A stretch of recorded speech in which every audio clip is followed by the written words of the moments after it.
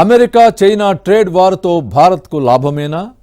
ఫోన్లు, టీవీలు, ఫ్రిడ్జ్లు సహా ఎలక్ట్రానిక్ వస్తువుల ధరలు తగ్గనున్నాయా? అంతర్జాతీయంగా ఇండియా ప్రొడక్ట్స్కు డిమాండ్ పెరగనుందా? గత ట్రంప్ హయాంలో లాగానే ఈసారి కూడా భారత్కు లక్ కలిసి రానుందా? ఆ అవకాశాలను భారత్ అందిపుచ్చుకోగలదా? నిపుణులు ఏం చెబుతున్నారు?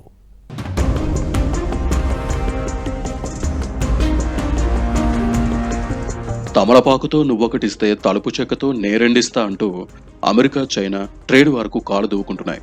తగ్గేదేలే అంటూ సుంకాలతో యుద్ధం చేసుకుంటున్నాయి. అయితే ఇది కాస్త భారత్కు అనుకూలంగా మారే అవకాశాలున్నాయన్న అభిప్రాయాలు వ్యక్తమవుతున్నాయి. పిట్టపోరు పిల్లి తీర్చెను అన్న చందంగా అమెరికా చైనా ట్రేడ్ వార్ భారత్కు కలిసొస్తుందని అంటున్నారు నిపుణులు.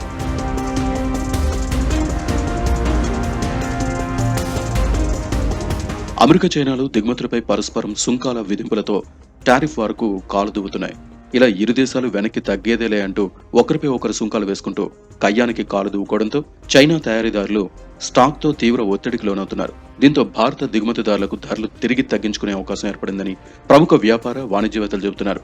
ట్రంప్, జిన్పింగ్ చర్యల వల్ల ఆయా దేశాల్లో కొన్ని వస్తువుల ధరలు గణనీయంగా పెరిగే అవకాశం కనిపిస్తోంది. ఈ క్రమంలో అమెరికాకు ఎగుమతులు పెంచడం ద్వారా భారత ఎగుమతిదారుల ప్రయోజనం పొందవచ్చని మార్కెట్ వర్గాలు విశ్లేషిస్తున్నాయి. ట్రంప్ తొలి హయాంలో చైనాపై సుంకాలు విధించినప్పుడు ప్రధానంగా లాభపడిన 4 దేశాల్లో భారత్ ఒకటని గుర్తు చేస్తున్నాయి. ఈ క్రమంలోనే ఫోన్లు, ఫ్రిడ్జ్లు, టీవీల ధరలు తగ్గే అవకాశం ఉందని నిపుణులు భావిస్తున్నారు. దీంతో చైనాపై సుంకాలు విధించిన ట్రంప్కు థ్యాంక్స్ చెప్పాలంటూ నెటిజన్లు కామెంట్లు పెడుతున్నారు.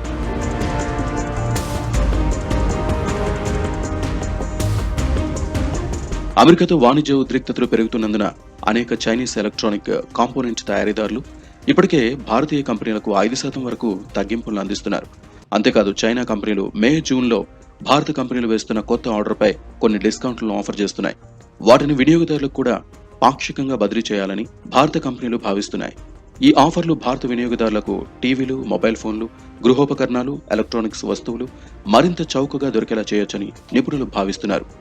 అటు భారతీయ ఎలక్ట్రానిక్స్ తయారీదారులు సైతం డిమాండ్ పెంచే ప్రయత్నంలో ఖర్చు ఆదాలో కొంత భాగాన్ని వినియోగదారులకు అందించాలని ఆలోచిస్తున్నారు. మరోవైపు చైనా వస్తువుల ధరల పెరుగుదల వల్ల అమెరికా కొనుగోలుదారులు ప్రత్యామ్నాయం వైపు చూస్తున్నారు. ఈ పరిణామాలు భారత్ ఎగుమతులకు మరిన్ని అవకాశాలు సృష్టించవచ్చని నిపుణులు చెబుతున్నారు. చైనా మీద ఉన్న టారిఫ్ తో పోలిస్తే భారతదేశం మీద 26% టారిఫ్ ఉంది. 27-26% ఉంది. అక్కడి నుంచి ఎగుమతి చేయటం కంటే సరుకు ఉత్పత్తి చేసి భారతదేశం నుంచి ఎగుమతి చేస్తే తక్కువ టారిఫ్ పడుతుంది. అమెరికాలో 26% టారిఫ్ పడుతుంది.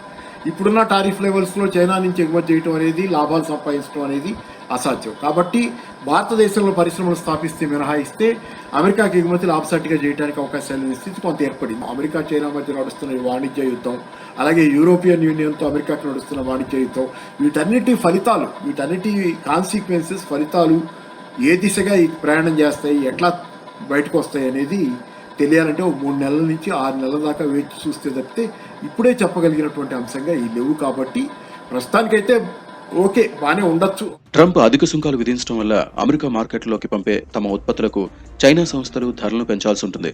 చైనా ఉత్పత్తులకు ధరలు పెరగడం వల్ల మార్కెట్లో వాటి పోటీ తగ్గుతుంది. అధిక భారాన్ని భరించలేని అమెరికన్లు ఇతర దేశాల ఉత్పత్తుల కొనుగోలుకు ఆసక్తి చూపిస్తారు.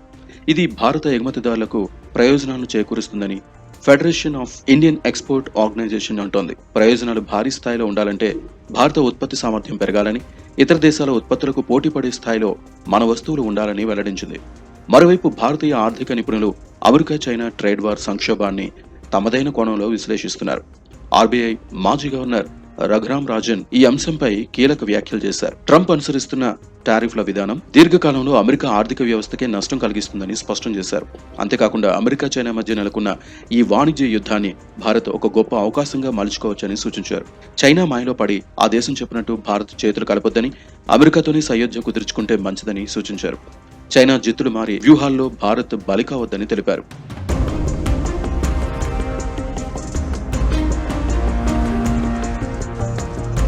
అమెరికాకు మనం ఎగుమతి చేసే వాటిలో విద్యుత్ యంత్రాలు, వాటి విడిభాగాలు, ఆటో కాంపోనెంట్స్, అసెంబ్లీ అయిన మొబైల్స్, ఔషధాలు, రసాయనాలు, దుస్తులు, వస్త్రాలు వంటివి ఎక్కువగా ఉన్నాయి.